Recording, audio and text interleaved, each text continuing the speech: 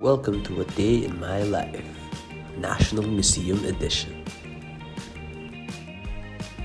So now we are on our way going to the National Museum of Fine Arts.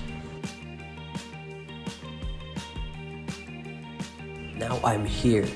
I'm going in and showing them my ID just for verification that I am Christian. And now look, I can now see the fabulous artworks. So culturally, and historically, the Museum of Fine Arts is actually something that lived ages ago. So the National Museum of Fine Arts was originally a legislative building, but it survived World War II and it shows how resilient the Philippines is. In addition, this museum is home to a lot of cultural heritages. For example, is this one by Amorsol.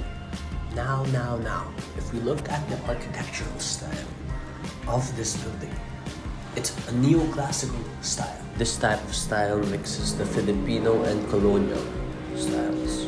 Now this is me and my friend going to the National Museum of Anthropology. So I'm aware that there are three, and now we're going to the anthropology looking at the fabulous artifacts and displays.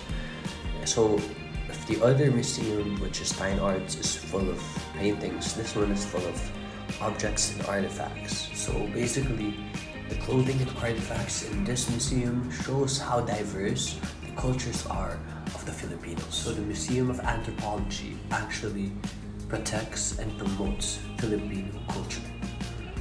It acts as something that showcases what the Filipino identity is. And now going in, we could see how a lot of artifacts actually give resemblance. So this is a floor in the National Museum of Anthropology. You can see artifacts like swords and stuff used for fighting by the old Filipinos are actually preserved over here. Now we are on to our way going to the last museum, which is the National Museum of History. So as you can see, it's very hot. And actually, we did not like walking through this heat at this time. So, we'll see you there. Okay, well, we're back. Now we're entering the National Museum of History.